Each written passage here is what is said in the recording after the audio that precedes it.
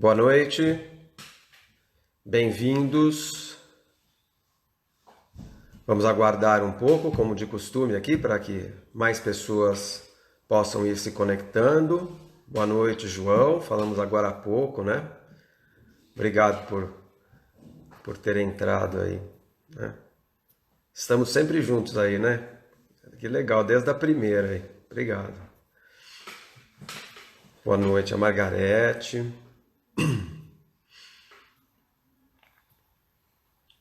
Neuci, olha, bastante gente legal aí, hein? Puxa vida, todos, né?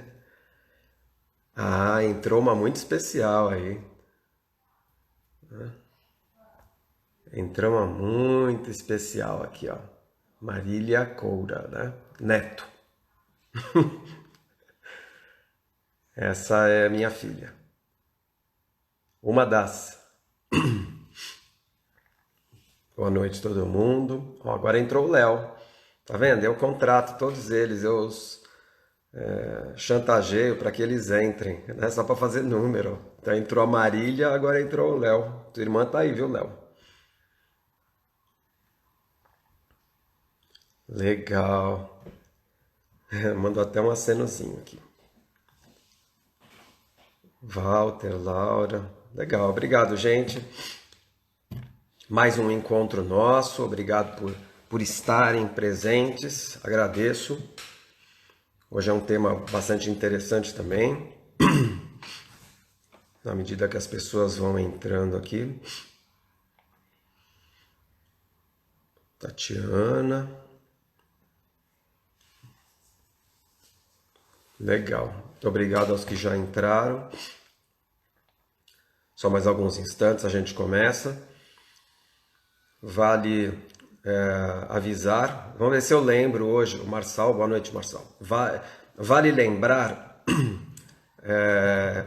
perdão, tomara que eu me lembre no final novamente, mas eu vou avisar que fazer passar alguns recados aqui, né? No começo. Aproveitar que vocês estão aqui. Cunhada do João entrou, Aline. Boa noite, Aline, prazer, hein? Denise. Então vamos lá. Primeira coisa eu criei um canal no YouTube, chama-se Cássio Neto, psicanalista. Esse canal já tá aberto, à disposição. Visitem. As lives anteriores já estão lá. Então, agradeço até as pessoas que já assistiram. Eu vi que tem algumas visualizações. Quer dizer, todas as lives estão lá. E também estão lá pequenos vídeos, eles são curtinhos mesmo, que eu tenho publicado no meu Instagram, mas eles também estão lá no YouTube, de uma campanha que eu estou fazendo, né? Eu criei uma hashtag chamada Seja Homem, Procure Ajuda. Então eu tenho feito pequenos, curtos vídeos com o caráter de incentivar homens a procurar qualquer tipo de ajuda antes de cometerem qualquer tipo de agressão contra mulheres. Então, gostaria que vocês também ajudassem divulgando, né? Assistissem, divulgassem, realmente espalhassem, porque a ideia é importante, é boa. Para quem se lembra, no começo, na primeira, eu falei que a inspiração maior de criar essa série chamada Os Desafios da Convivência era o fato de nós termos um aumento tão significativo, tão expressivo de violência doméstica, né? Que eu falei, não se trata só de violência de homem contra mulher, né? Qualquer tipo de violência doméstica, mas eu criei uma específica para falar da violência, da agressão do homem contra a mulher. Então eu falei, mas já tem tanta iniciativa, ainda são poucas, que tenha cada vez mais, mas já há iniciativas ajudando as mulheres e eu resolvi fazer uma coisa diferente, eu resolvi me dirigir ao público masculino. Então são sempre vídeos curtos, como eu falei, de fácil circulação, fácil visualização, essa é a ideia, e todos eles encerrando com esse né, de uma forma equilibrada, né, para não parecer eu agressivo, né, mas é sempre terminando com seja homem, procure ajuda, tá? Então, eu gostaria que vocês curtissem isso e divulgassem, tá bom? Então vamos lá. Só para relembrar, na última, né, como eu tenho feito, na última nós falamos, na nossa última live, nós falamos um pouco das sombras, né? Nós falamos ainda cometendo os mesmos erros e dentro do cometendo os mesmos erros, passei atividade para vocês. Passei 2 sugestões de livro, espero que vocês estejam gostando, né? Estejam conseguindo, estejam lendo e gostando desses livros. Eu também aproveito para convidar, né, quem queira, quem esteja à vontade para isso e sinta à vontade para isso. Na próxima terça-feira eu estou criando um grupo. Não será mais um grupo de WhatsApp, pelo amor de Deus, gente, não é essa a intenção não, mas será um grupo voltado para a leitura. Então eu estou incentivando a leitura. O primeiro livro que nós indicamos, até na semana passada eu falei que eu tinha lançado um desafio com o meu filho, né, o Léo, que era a leitura conjunta. E de fato, no sábado foi legal, porque ele cumpriu a parte dele, eu cumpri a minha. Nós entramos, conversamos, discutimos o primeiro capítulo como havia sido proposto. Aí até nós falamos, quem sabe no meio da semana dê certo de novo. Não deu, mas ele fez a parte dele. Na quarta-feira, que foi ontem, ele me ligou e falou assim, e aí, leu o segundo capítulo? Eu falei, filho, desculpa, vai ficar para o sábado mesmo, conforme o combinado original, né? Então, no sábado, falaremos do segundo capítulo. Mas daí, eu achei que foi uma experiência bacana e resolvi abrir essa experiência para mais pessoas. Então, na terça-feira que vem, eu estou montando um grupo de leitura. Vou fazer isso pelo Zoom. Então eu preciso me preparar, porque lembra que eu falei? Eu tenho as minhas dificuldades aí nessa história, mas vai ser um grupo pelo Zoom, ou seja, ele é limitado, serão as primeiras pessoas que acessarem aí, quando eu abrir e tudo mais. Para isso eu preciso que vocês me enviem pelo meu direct aqui, ou quem me conhece e já tem meu contato, pode enviar um WhatsApp. Tem muita gente que eu convido para essas lives aqui pelo WhatsApp. Então, pode me acionar, daí eu vou abrir a possibilidade de entrar nesse grupo. E aí a ideia é essa, cada semana são 6 capítulos do primeiro livro, que é o Mudar, do Flávio Gicovati. Serão 6 semanas. Cada terça-feira nós faremos isso. A única coisa é a seguinte, preparem-se. Eu estou marcando na terça-feira às 7 horas da manhã. Por quê? Porque aí inclusive eu, né, nós vamos trabalhar depois. Então, assim, das 7 às 8 nós discutiremos o primeiro capítulo, né? Vamos fazer um bate-papo legal, ver como é que sai essa experiência com mais pessoas. E depois, às 8 horas, a gente termina e está todo mundo livre. Eu tenho também meus atendimentos e assim por diante. Então, é essa a proposta. Quem não tiver meu contato, mas quiser participar, mande o seu telefone pelo direct com o teu nome completo. Eu sempre peço o nome completo e data de nascimento, mas é só por uma questão de cadastro pessoal mesmo. Eu prefiro cadastrar assim. Eu te incluo e a gente vai fazer essas reuniões, tá bom? Sintam-se então convidados e eu espero que seja um grupo legal, que a experiência seja boa, tá bom? Mas vamos falar sobre o assunto de hoje? Então vamos lá. O assunto de hoje, né, eu chamei a doença como resultado do desequilíbrio. Então, cara, o que você quis dizer com isso? Então vamos lá, eu vou contar para vocês.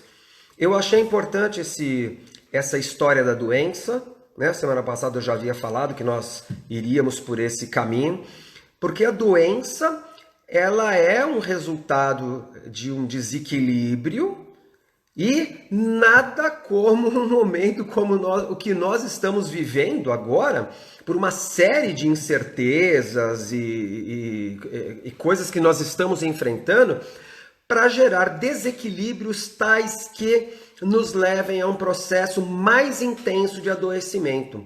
E vocês vão entender por que mais intenso, ou seja, tem intensidade, doença, tem. Não estou falando de gravidade da doença, eu estou falando da intensidade. Por quê? Primeira coisa que eu quero falar para vocês é o seguinte: o doente,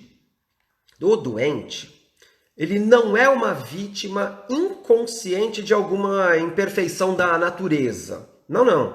De fato, ele é o autor da doença. Ele é o autor. Aliás, hoje é tão comum nós ouvirmos coisas como assim, a pessoa está fazendo uma depressão. Né? É comum ouvirmos o emprego dessa expressão. Ele está fazendo uma depressão, ele fez uma depressão, ele fez um pânico, ele fez alguma doença. Ele quer dizer, a pessoa está criando, porque não vem de fora. Não, gente, desculpa, não vem de fora. De fora vem o vírus, por exemplo, tá? E ainda assim o estrago que ele vai fazer dentro de nós está relacionado a isso, né? A essa condição psíquica nossa. Mas eu queria então contar para vocês nesse comentário, né, de que nós fazemos a doença, ou seja, eu não sou uma vítima da doença, eu sou o autor da doença, né? Doença e saúde são conceitos muito singulares, né? Porque eles se referem ao estado da pessoa, não de órgãos, não do corpo. Não está relacionado a isso. Eu tô doente do fígado, eu estou doente do pulmão, eu estou doente da garganta, eu estou com um problema uma doença de pele. Não, não. Os órgãos, as partes do corpo, elas não adoecem. Quem adoece é a mente. Então eu estou falando de desequilíbrio. Se a doença é o desequilíbrio da mente, né, o que eu quero dizer é que nenhum de nós é 100% saudável ou 100% doente. Nenhum de nós. Nós sempre estamos transitando, ora mais doentes, ora mais saudáveis, né? Mas nós estamos transitando nesse caminho, porque daí a entender que doença não é do corpo, é da mente, é uma estrada um pouco mais delicada aqui, né? Então, vamos lá. Quando eu me encontro, né, as várias funções do meu corpo, elas estão em harmonia, eu chamo isso de saúde. Justamente a perda dessa harmonia ou o questionamento de uma ordem que até então era equilibrada, eu chamo de doença. E quando eu estou falando de uma ordem que se desequilibra, eu estou falando do corpo, eu estou falando de mim. Aliás, do corpo não, eu estou falando de mim como um ser. Mas eu expando esse conceito para a ordem que nós tínhamos até outro dia, fosse ela como fosse, para alguns muito ruim, menos ruim, boa, enfim, não importa. Mas essa ordem, ela foi rompida, né? Nós destruímos essa ordem e agora temos a missão de reconstruir essa ordem, né? Da melhor forma que nós pudermos. Porque o reconstruir esta ordem nos conduzirá à saúde, ou uma maior saúde. Enquanto eu permanecer nessa questão do desequilíbrio, o desequilíbrio me manterá doente. Agora, vamos lá. Essa doença, problemas no organismo, vamos entender um pouquinho melhor? A doença que nós chamamos, então, esse desequilíbrio, problemas que nós temos no organismo, eles podem provocar alterações do pensamento. Por exemplo, eu tô com alguma doença e agora eu vou trazer a doença da forma popular, como alguma parte do corpo. Eu não estou bem ultimamente, estou com um problema de estômago. Tá bom. Esse problema tem me gerado uma certa tristeza, esse problema tem gerado uma desesperança em mim. Por exemplo, eu tô com câncer. Então vamos lá. Agora eu tenho câncer. Ou eu fiz, né, um câncer. Eu fiz um diabetes. Então vamos lá. Isso mudou a minha forma de pensar? Mudou. Isso tem me deixado mais triste, mais desesperançoso, mais raivoso, mais inconformado? Tem. Então, peraí. Problemas relacionados a esse corpo físico estão gerando alterações no meu pensamento. Então eu tenho pensado, vamos lá, gente, sabe que o assunto às vezes pesa um pouco, mas beleza, vamos em frente. Às vezes essas questões fazem com que eu pense em, não só me entristeça, ou perca a esperança, ou sinta raiva. Eu posso pensar em coisas mais graves, como por exemplo, eu posso pensar em tirar minha vida. Descobri que eu tenho uma doença, fui diagnosticado pelo médico com uma doença que infelizmente não tem cura. O meu nível de desespero, por exemplo, gerado a partir desse diagnóstico, pode me levar ao desenvolvimento de pensamentos que não são legais. E eu posso pensar em morte, eu posso começar a pensar em tirar a vida. Tudo isso está dentro desse pacotão? Tá, gente. Tá, não vamos ignorar os fatos aí. Essa desesperança é grande. Agora, então vamos lá. Da mesma forma que esses problemas do organismo estão gerando alterações do pensamento, o pensamento também pode provocar alterações no organismo. Vamos lá, vamos pensar nisso? Provoca? Sem dúvida que provoca. Imaginem agora, nesse momento, imaginem ou lembrem-se de alguma situação muito ruim que vocês viveram e vejam que a lembrança ou a imaginação de algo muito ruim pode ter provocado nesse momento, de acordo com a forma como você conseguiu penetrar nesse pensamento, nessa lembrança, isso pode ter provocado uma taquicardia em você, isso pode ter provocado uma alteração no ritmo da tua respiração, isso pode ter te dado um frio na barriga, isso pode ter te deixado triste, né, também, mas percebam que aí foi o pensamento que provocou alterações no teu corpo. Então vamos lá. Uma situação de extremo estresse que eu imagino. Às vezes a gente não tem aqueles, lembra que a gente comentou em outra situação, numa situação anterior aqui, que às vezes eu me vejo naqueles diálogos mentais, porque eu tô desgostoso, revoltado, eu tô chateado com uma situação e eu me pego em diálogos mentais intermináveis, brigando, tentando mostrar para outra pessoa, no pensamento, né, o que está acontecendo, que eu não concordo e etc. Já perceberam como a gente pode chegar a um nível de raiva, de estresse muito grande? E às vezes quando isso passa, eu sinto um baita cansaço em mim. Opa, então essas coisas são importantes. Quer dizer que uma situação ligada ao pensamento provoca alterações no corpo. Provoca. Então vamos lá. Quando eu tenho um sintoma no corpo, ele significa que o nível do desequilíbrio na mente, que queria que eu parasse para pensar, para refletir e resolver. Situações conflituosas são o nosso estado natural. A mente do ser humano é naturalmente conflituosa. O dia que você estiver num estado de total falta de conflito, você morreu. Desculpa a brincadeira, mas você morreu. Porque a mente está sempre conflituosa. O estado de angústia está amarrado, está atrelado a isso. E lembram-se que eu falei? Desde que eu nasci, a angústia faz parte de mim. Eu estou naturalmente angustiado, ora mais, ora menos, mas é o estado normal nosso. E o desequilíbrio que está, ou os desequilíbrios que estão me afligindo nesse momento, eles exigem que eu pare para pensar na minha vida, para refletir e ver assim, ó, o que eu preciso fazer para resolver essa questão.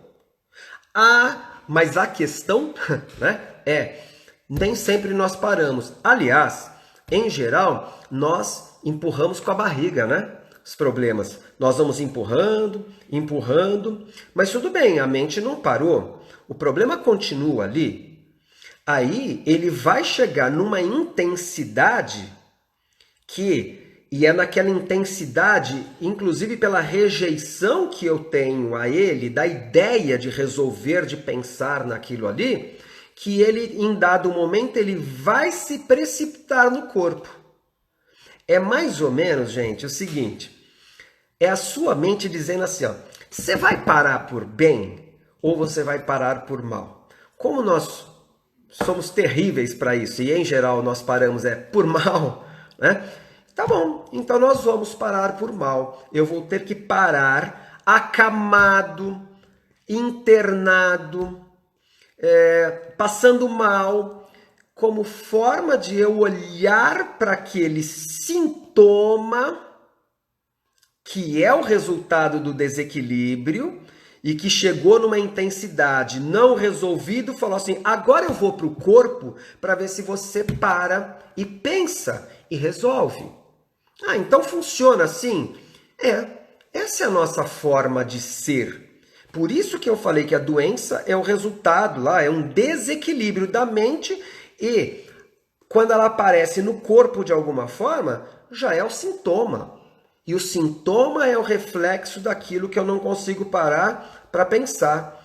Digamos assim, o sintoma é a expressão visível de um processo invisível que se apresenta como uma advertência dentro de mim da desordem que está acontecendo.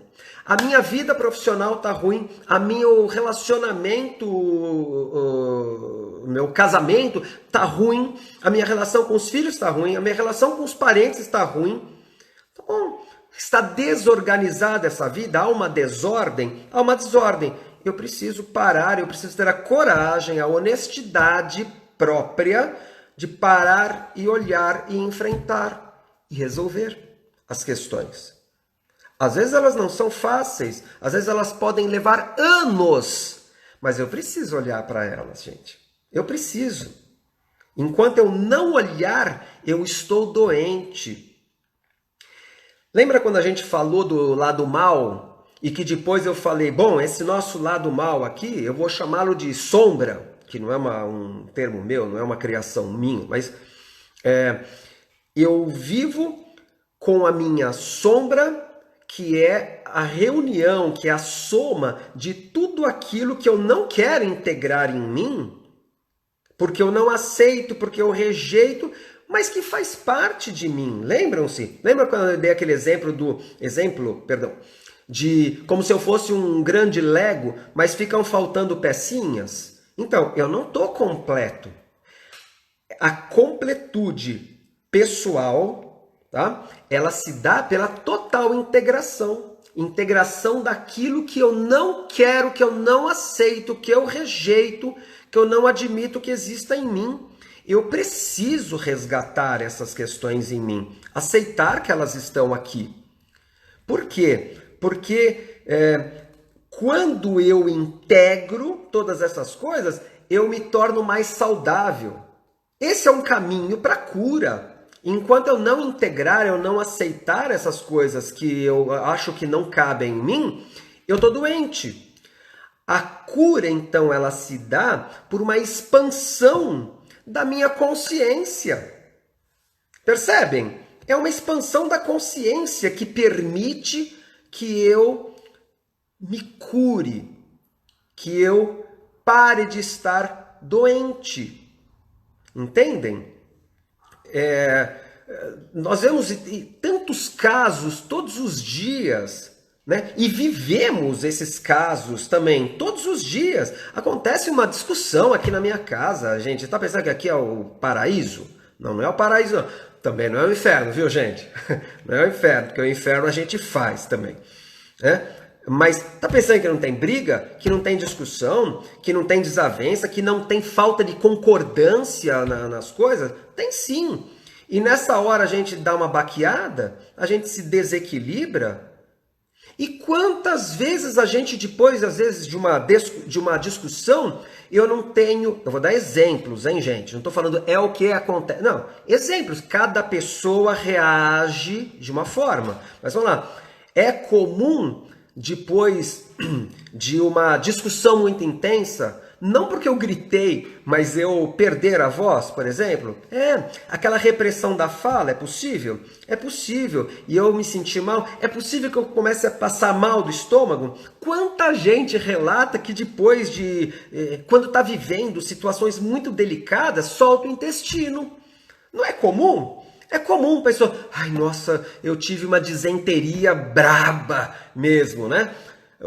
Por quê? Porque tá vivendo alguma coisa, teve uma notícia ruim, alguma coisa muito intensa, tá com medo, tá acontecendo alguma coisa no trabalho, a pessoa tá insegura demais, ela desarranja o intestino, ou trava, prende, né? Também o contrário, né? Pode acontecer. Então, percebem? Olha a minha mente, os meus pensamentos influenciando o meu corpo, fazendo com que eu precise olhar para essas coisas, integrá-las para partir, né, para ir rumo a uma cura. Tá? Se é que existe cura, né? No fundo, gente, ó, até a Adriana, minha esposa, ela fala assim, o corpo fala. É verdade, fala mesmo. Aliás, é título até de livro. Tem alguns livros nessa linha do corpo fala, né? Mostrando que o corpo expressa aquilo que está na mente. E viu, gente? E das mais variadas formas. É impressionante isso. As divisões, então, me adoecem. Falta integração. Enquanto eu viver nesse eu amo isso, eu odeio aquilo, isso eu aceito, isso eu rejeito, isso é legal, isso aqui é intolerável. Enquanto eu viver nisso, eu estou desequilibrado. Agora há pouco a gente conversava aqui, nós conversávamos, né? Meu filho falou assim, olha, ele me ligou à tarde feliz, porque hoje ele teve a oportunidade de aproveitar lá uma promoção, comprou umas carnes que estavam muito bonitas, tal, suínas. Legal, olha só, o cara comprou, tá feliz, e aí perguntando para a mãe, como é que eu tempero isso, o que eu faço, congelo, nananá, aquela coisa toda. E aí o dono da casa, onde ele aluga um quarto, né, porque ele mora fora, o cara é indiano. E o cara disse assim, suíno aqui? Não. Apesar da história também da tradição deles com vaca, coisa assim, o cara falou assim, não, eu não admito isso na minha casa. Aí ele ficou chateado, tal. Depois o cara flexibilizou. Foi legal também, flexibilizou, chegaram a um bom termo. Mas eu falei para ele, falei assim, filho, tá vendo? É duro a gente conviver com as diferenças, com a diversidade, com as diferenças. Se ele permanece chateado com essa história, inconformado ou coisa desse tipo, ele sofre, ele está adoecendo, ele está doente. Mas se ele compreende que assim, mas é a tradição do cara, ele tem o direito e assim, tá bom, agora ele flexibilizou, mas da próxima vez eu vou procurar comprar um outro tipo de alimento e tal, para também colaborar com o cara respeitando a forma dele de pensar, ainda que não seja a minha, ele tá partindo para uma cura, ele não vai guardar aquela mágoa. Legal, esse é um caminho importante para nós? A gente precisa aprender a fazer lutos na vida da gente. Luto é esse desligamento emocional que nós fazemos com coisas que eram muito importantes e que agora já não são. Eu amava ir para a academia. Eu treino, né, na academia, segunda, quarta e sexta. E assim, mas eu gosto demais daquilo. Então, mas agora eu não posso ir. Agora eu não posso ir. Eu preciso fazer o luto para que eu desapegue de uma situação como essa, ou do fato de que eu gosto de atender dentro do consultório e agora eu não posso. Assim como eu preciso fazer o luto de uma separação que aconteceu. Quantos que estão olhando aqui já passaram por uma separação, eu mesmo? Né? Então assim, preciso fazer o luto do fim, do término de um relacionamento, sem posse, senão eu quero ir matar a outra porque não me quer mais. Bobagem. Então vamos lá, preciso aprender a fazer lutos disso, separações, de morte, preciso. Né? Eu preciso fazer o luto daquele emprego que eu perdi. Eu gostava tanto da empresa, me dediquei tanto, mas agora ela me mandou embora. Eu preciso fazer o luto daquela aposentadoria que me tirou do mercado de trabalho e assim por diante. Desculpa, eu tô rindo porque o Igor escreveu assim: eu sabia que você gostava da gente. Né? Ele é o mestre na academia aqui, né, onde eu treino. Então ele não podia perder essa oportunidade. Né? Mas é verdade, eu gosto muito de vocês.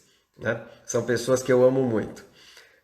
Então, quando eu não elaboro, quando eu não trato, eu não faço o processo de luto necessário para esses finais, para esses desligamentos, eu vou pouco a pouco adoecendo. Até um momento assim, gente, vocês já viram essas histórias? Vamos pegar aquelas mais intensas. Hein? Gente que após a morte de um cônjuge, a pessoa pouco tempo depois também falece, ou adoece, ou alguém que começa a apresentar um sintoma físico, porque o desequilíbrio já está muito intenso, após o término de um relacionamento, ou do exemplo que eu dei de um desemprego, né, a saída de uma empresa. É comum na vida da gente. Olha os nossos pensamentos, os nossos sentimentos, a nossa incapacidade momentânea de lidar com essas adversidades, com essas contrariedades, como elas estão influenciando o meu organismo, né? De que forma elas estão aparecendo no meu corpo.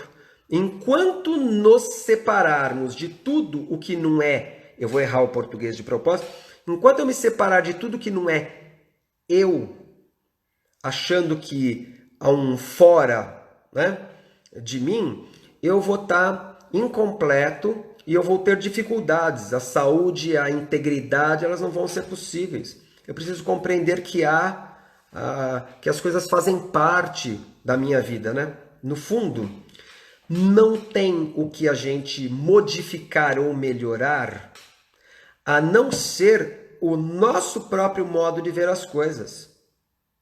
O nosso próprio modo de ver as coisas. Esse que é o remédio. Você quer ver? É muito comum, com os meus pacientes sabem disso. Quantas vezes eu falo assim, eles me contam me relatam algum fato, uma história que está acontecendo, eu falo assim, então, agora eu quero que você me conte essa mesma história de uma outra forma, usando a razão. A história mudou o fato? O fato não. Mudou a forma que a pessoa está olhando para ele. É comum eu falar para o pessoal, nos 2 consultórios eu tenho abajures, tá? Então eu guardo o abajur. Então eu falo assim, olha para o abajur. O pessoal olha, eu falo assim, o que você está vendo? E ela relata, o abajur, tá isso, aquilo, ela descreve o abajur. Eu falo assim, agora levanta, vai para o outro lado da sala e olha para o abajur. O abajur mudou? O abajur não mudou. Mudou é o ângulo que você escolheu, a forma como você escolheu para olhar para ele. E te abre a possibilidade de ver diferente, de ver novas coisas que você não via, porque você se mantinha naquele mesmo ângulo, turrão, olhando, sofrendo, com raiva, porque não quer olhar de uma forma diferente. Não vai mudar, gente. O que muda é a nossa forma de olhar para as coisas, né? Sempre que nós nos encontramos, né, desequilibrados, né, eu não percebo, mas as coisas que estão fora me incomodando, no fundo, elas estão dentro de mim, elas fazem parte de mim. Lembram-se que eu falei que aquilo que eu não aceito, que é a minha sombra, eu projeto para fora de mim. Nesse aspecto, o mundo interior e o mundo exterior, no fundo, são uma coisa única, eles são a mesma coisa. Porque o que está dentro de mim que eu aceito, beleza. O que está fora de mim, o que está dentro de mim que eu não aceito, eu projeto para fora de mim e enxergo lá fora. Ou seja, no fundo é tudo a minha a minha cabeça. Não é o fora que me atrapalha aqui. É a minha forma de ver, de olhar para as coisas, né? Nós nos ocupamos, pensem, né? Que nós acabamos nos ocupando na vida muito mais daquilo que nós não queremos, que nós não gostamos. O cérebro tem uma tendência natural para ir para isso, né? E assim nós nos aproximamos tanto do que nós rejeitamos que a gente passa a viver o rejeitado. Eu estou vivendo a própria sombra que eu odeio, que eu não gosto. Né? Lembram de uma afirmação que eu fiz de um filósofo passado? A ofensa, uma ofensa em si, ela não é grande coisa, exceto pelo fato de que nós nos empenhamos em ficar rememorando, recordando a ofensa. A ofensa não me prejudica. A minha forma de lidar com ela me prejudica. Né? É uma escolha. A sombra nos deixa doentes, né? O encontro, a integração da sombra nos traz a cura. Todo sintoma é um aspecto da sombra que se precipitou para o corpo. E eu preciso olhar para isso. No sintoma é que a gente vê aquilo que eu não quis tomar consciência, mas que agora eu preciso. Quer ver uma coisa? Exemplos simples, e eu não vou falar, só exemplos, uma breve explanação. Vamos lá, uma pessoa está com pânico. Tão comum ver, não que seja uma doença nova, hein, gente? Muito pelo contrário. Né? Mas o pânico está aí. A pessoa sente pânico. Já perceberam que o pânico, talvez vocês já tenham passado por isso, ou conhecem, convivem com pessoas que passaram ou passam. Já perceberam que no pânico a pessoa tem um comportamento e ela sente coisas que no fundo não são reais, como por exemplo um medo enorme, um medo iminente da morte. Eu vou morrer, eu vou morrer, eu vou morrer. Não, ela não vai morrer. Para mim, na realidade dela, ela vai. Ela acredita e precisa ser respeitado isso no paciente, hein? Eu não posso falar para ele, deixa de bobagem, cara, não vai morrer coisa nenhuma. Não. Ele crê daquela forma e eu preciso respeitá-lo, amá-lo e ajudá-lo a perceber de formas diferentes. Mas no fundo, vamos lá, pensem. Quando eu estou vivendo uma situação como essa, que é desagradável na vida da gente, eu tenho tremores, eu tenho choros intensos, eu sinto dores, eu tenho um medo de morrer. São todos sintomas que vão aparecendo que no fundo eles estão escondendo a verdadeira causa. Mas quer ver uma coisa para vocês pensarem a respeito disso? Vamos lá. Quando o pânico está muito intenso, muitas crises e crises fortes, a pessoa se encerra num quarto, por exemplo, ela não sai de lá. Por que eu tenho que ficar num quarto? Por que a minha mente está fazendo com que eu me recolha num quarto e não saia? O que eu não quero encontrar lá fora? Porque eu não quero estar no meio de pessoas. O que eu temo? É isso que é um pânico. Estão entendendo? O pânico não é o conjunto dos sintomas que a pessoa sente. O pânico é um resultado de um conflito, de um desequilíbrio muito maior que está aqui dentro e que eu preciso começar a olhar para ele. Senão você não sai disso. Que é um trabalho no consultório. A gente ajuda a pessoa a enxergar coisas que ela não estava enxergando porque estão inconscientes e ela começa a integrar, ou não. Cada um é cada um e cada um tem o seu tempo. Ela começa a integrar, ela começa a melhorar. Ela começa, né, a diminuir as coisas e assim por diante. O que eu preciso ter cuidado, gente, só para a gente ir finalizando, eu estou vivendo um pânico, eu estou vivendo uma depressão, eu estou com crise de ansiedade. Eu vejo gente que toma medicações importantes nessas situações e ficam anos tomando ansiolíticos, antidepressivos. Eu tenho alguma coisa contra? Absolutamente. Absolutamente. Vários pacientes eu falo, procure o psiquiatra, porque nesse momento do tratamento você precisa de uma ajuda medicamentosa. Então, tranquilo, eu não tenho nada contra, mas eu me preocupo quando eu começo a não enfrentar o que precisa ser enfrentado para que eu retome o equilíbrio no caminho da cura e comece a camuflar essas coisas, comece a me esconder atrás de alguma medicação que tira momentaneamente o desconforto. Mas a causa tá ali, viu? Tá pensando que a medicação tira a causa? Não tira, não. Ela é importante, mas ela não pode ser única como a solução do negócio. Então eu vejo às vezes gente que fica muitos anos tomando uma medicação e não pensa. Em muitos casos, a automedicação, que é pior ainda. Eu vejo o pessoal se automedicando. Tá pensando que não dá para comprar ansiolítico, antidepressivo? Ansiolítico dá, mas antidepressivo em farmácia? Dá sim! Dá para comprar sim, sem receita. Infelizmente. Mas é uma realidade. E aí a pessoa fica naquilo ali e não vai buscar na raiz do negócio para falar assim, eu quero me livrar dessa vida ruim que eu tô levando. Porque isso não é vida, gente. Quer ver? A medicação é importante, mas ela tem efeitos colaterais. Então eu tenho pacientes que chegam para mim, quer ver um efeito comum? Vou contar para vocês, para os que já perceberam, ótimo. Para os que não perceberam, vamos lá. Paciente começa, há um tempo atrás eu me lembro de uma mulher que me procurou, uma situação muito difícil naquele momento, mas o marido estava empenhado em ajudar para que ela ficasse boa e, cara, legal estava aquilo ali. E aí ela foi para o psiquiatra, a situação estava feia, ela foi para um psiquiatra, não era um caso só do psicanalista, precisava do parceiro aí que é o psiquiatra, né? Ela foi e começou, ele receitou lá, estudou o caso dela, blá, blá, prescreveu um antidepressivo. Eu já não sou bobo, eu vou direto na bula. Uns eu já tô calejado, já conheço de velho, né? Às vezes tem um nome novo que eu não conheço, vou direto nos efeitos colaterais.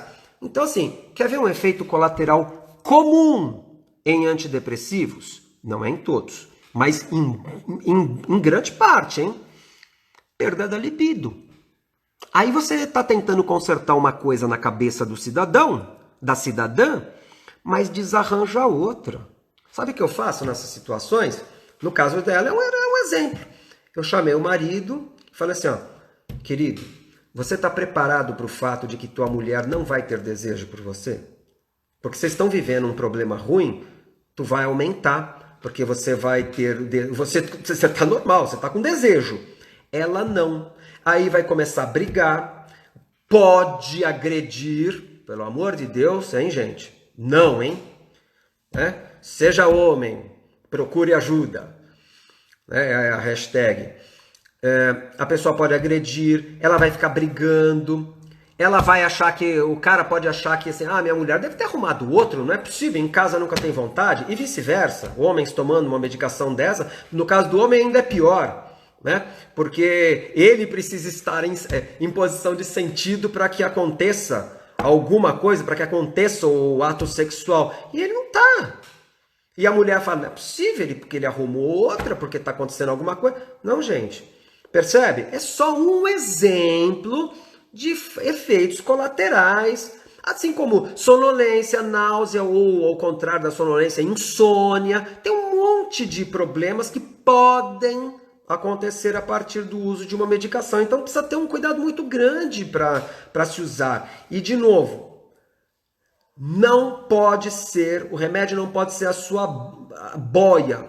Se ele é boia nesse momento, porque sem ele, eu afundo, que ele não seja permanentemente uma boia.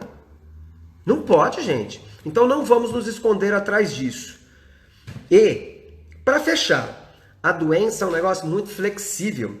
Se ela é aqui, ela não é aqui no corpo, ele é só o reflexo, você vai ficar camuflando esse negócio, vai ficar arrumando válvulas de escape. O que ela vai fazer? A doença é muito flexível. Ela vai encontrar outras formas de se manifestar. Então talvez você perceba que às vezes após uma doença que você está lutando, aparece uma outra, e você mexe naquela, aparece uma outra, e ela vai mudando. No fundo ela quer se manifestar fisicamente para te mostrar que é um desequilíbrio aqui e que precisa ser resolvido, e não quebrado o galho. Entenderam? É isso, gente. O nosso bate-papo de hoje é esse. Eu vou só abrir para perguntas, eu não sei quanto tempo eu ainda tenho, eu não estou conseguindo ver o horário aqui, mas vamos, se alguém puder falar quanto tempo eu tenho, eu agradeço bastante. E vou só falar da nossa sugestão, a nossa atividade e a sugestão de leitura dessa semana. A atividade pega lá aquele seu caderninho, aquele caderninho que você criou, que nós chamamos o caderno do autoconhecimento, e acrescente mais essa atividade. Eu quero que você se lembre de doenças, mesmo leves, na tua vida. Doenças que você teve. E aí, eu queria que eu ainda tenho 15 minutos, muito obrigado, tá? Eu queria que você se lembrasse de doenças, mas senta quietinho, para você lembrar realmente, volta para aquela época. E eu queria que você lembrasse da doença, do que você passou, mas eu queria que você se lembrasse do que acontecia na época em que os sintomas começaram a aparecer. O que estava acontecendo na tua vida naquela época? Lembra que eu falei agora há pouco? Quanta gente após uma morte, após uma separação, após uma perda de emprego, estou dando só esses 3 exemplos que são muito comuns, mas vale para qualquer coisa. A pessoa tempos depois adoece. Um câncer, ele vai se manifestar, às vezes, meses depois. Se você pegar uma pessoa com um câncer e pedir para ela, volta aqui, pelo menos 1 ano da tua vida aqui, antes de ter surgido dos primeiros sintomas, para que você perceba o que estava acontecendo na tua vida naquele momento. Essa é a atividade de hoje. Lembre-se das doenças, mesmo mais leves, que teve, e o que estava acontecendo na época em que aqueles sintomas surgiram. E voltaram a aparecer, com uma roupinha nova, né? Com uma carinha diferente, mas no fundo era a mesma coisa? Tá bom, é para pensarem, gente, é importante. O livro sugestão, eu vou colocar no meu Instagram, mas o livro se chama A Doença como Caminho, tá? Não sei se dá para ver aí. Dá sim, ó. Acho que ele sai ao contrário, se não me engano, mas tudo bem, dá para ver. A doença, mas eu vou colocar no Instagram, A Doença como Caminho. Eu nem me atrevo a falar o nome dos autores aqui, gente. São 2 autores alemães que, não dá. Eu pulo, mas eu escrevo no Instagram, eu boto a fotinho do livro e vai estar lá o nome dos autores, fica fácil, tá bom? Recomendo fortemente a leitura desse livro, ele é muito, muito, muito interessante, tá bom? Vamos às perguntas? Tem uma pergunta aqui da Elaine, né? Casal e filhos queridíssimos nossos aqui, né? Um dos sintomas do pânico é o isolamento familiar também? É o isolamento familiar também. Por quê? Porque eu vou me fechar cada vez mais, né? Casos mais intensos, a pessoa se fecha no quarto, por exemplo, e lá permanece. Ela fica lá e é uma dificuldade muito grande de sair. Claro que cada caso é um caso, mas muitas vezes o problema não é na família, é fora da casa. Por isso ela recorre à casa, ela se fecha no quarto, na casa, no quarto, né? Mas às vezes também até pode ser algum problema na família, pode, tá? Mas de qualquer forma o isolamento familiar é muito comum nas situações de pânico. A Alan, me permita aqui a dúvida, pediu para eu salvar, para ele compartilhar. Tá bom, eu vou salvar, estará no meu Instagram e também no canal do YouTube, tá? Deixa eu ver se tem mais alguma pergunta que foi feita antes e eu não percebi. Eu sabia que você gostava da gente, já falei. Não, eu não estou achando nenhuma pergunta anterior. Não estou achando. A Denise perguntou se aquela proposta do grupo da terça-feira aí para leitura é como um clube do livro. Mas eu vou direcionar aqui alguns livros, né? O primeiro é esse daí, é o Mudar, mas seria no sentido de lermos e discutirmos nessa 1 hora, tá? Gente, eu não percebi perguntas antigas, aqui anteriores, né? Aliás, do começo. Não percebi, estou olhando, tá? Vamos ver agora para o fim se mais alguém fez alguma pergunta, além da pergunta lá da Elaine. Se teve mais alguma. Opa, ou dificuldade para olhar, hein?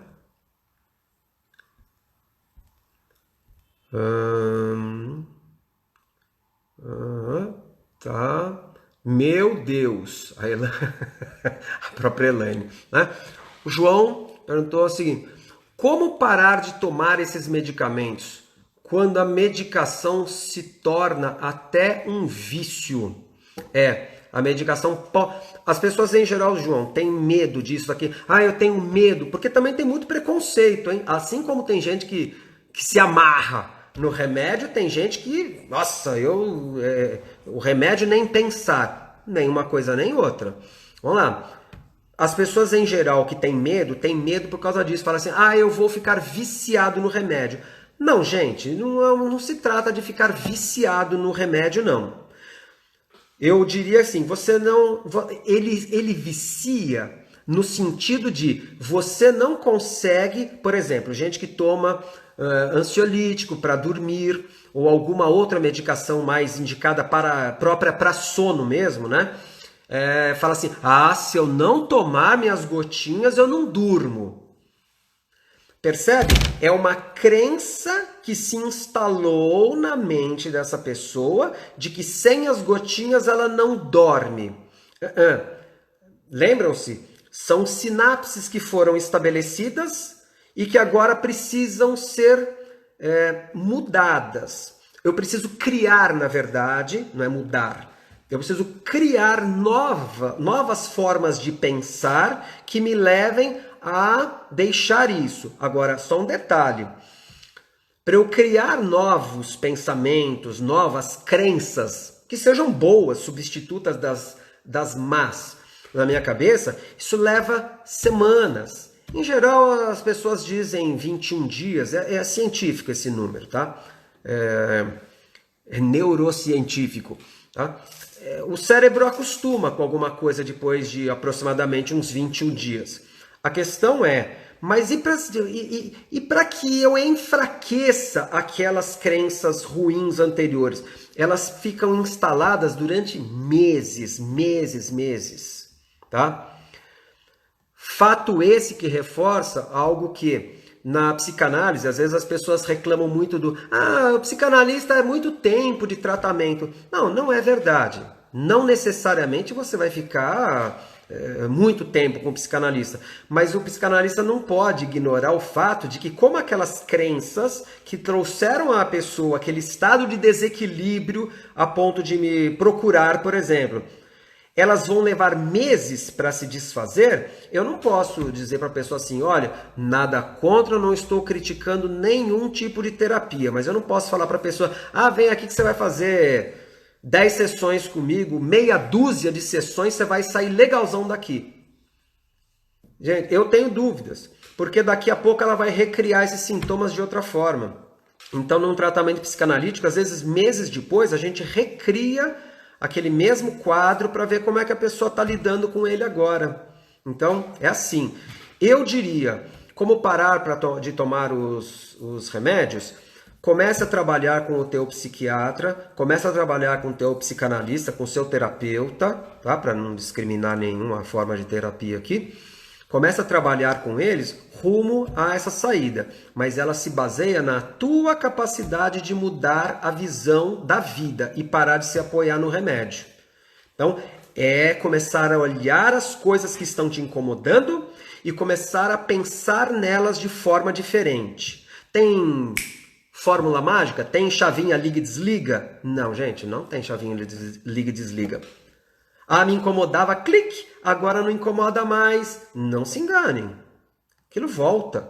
Então eu preciso desenvolver novas formas de pensar para que você vá se libertando da necessidade do remédio, embora ele tenha que cumprir o papel dele, porque há um desequilíbrio em termos cerebrais, né? Um desequilíbrio eletroquímico e que precisa ser corrigido, tá bom? Qualquer coisa, vamos bater mais papo, João, que a gente fala. Jovens e idosos isolados, né? A Elaine novamente falou, deve ser por causa lá da síndrome do pânico. O que você recomenda para a prática de autoconhecimento?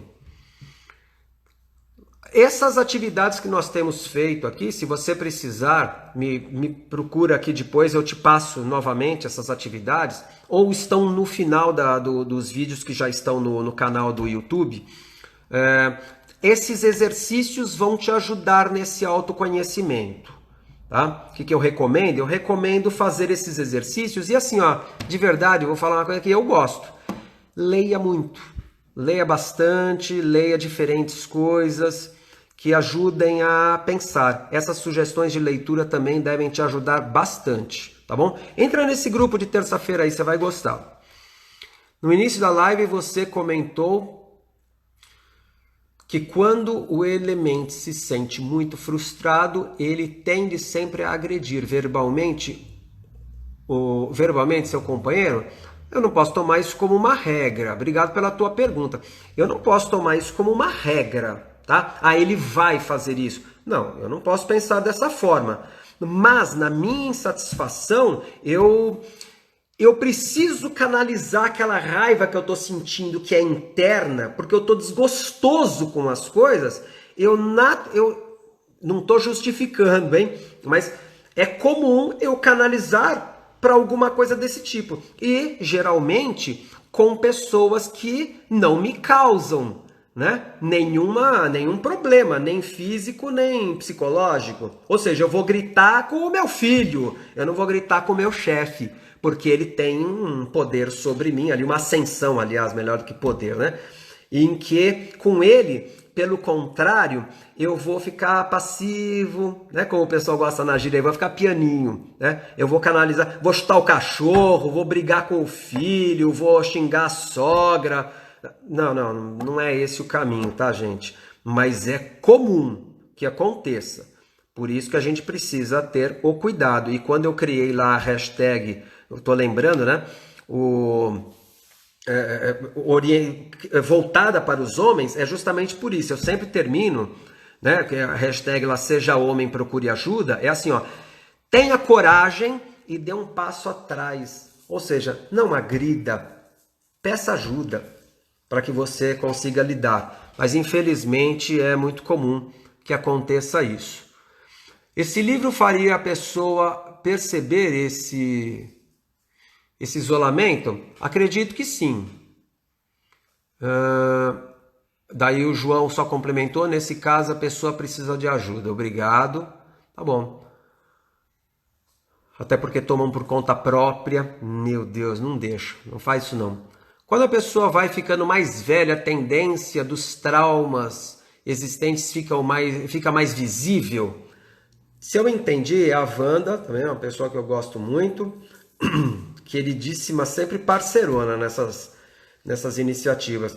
Wanda, se eu entendi, eu acho que quando a gente fica mais velha, realmente, a gente passa por vários processos, não é o meu caso, né? Eu ainda demoro muito, né?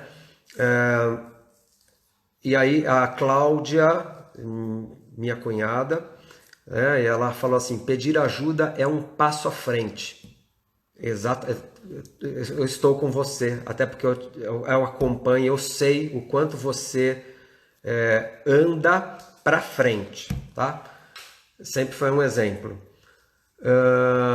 A pessoa vai ficando mais velha, vai criando sim algumas dificuldades, tá? Vai ficando mais trabalhoso isso. Se você quiser bater um papo, Wanda, depois, estou à tua disposição. Pessoal, restam alguns segundos, 15 segundos. Eu vou agradecer imensamente todos vocês que participaram. Continuem divulgando, divulguem os vídeos. Não esqueçam de olhar o meu Instagram, tá bom? Um abraço!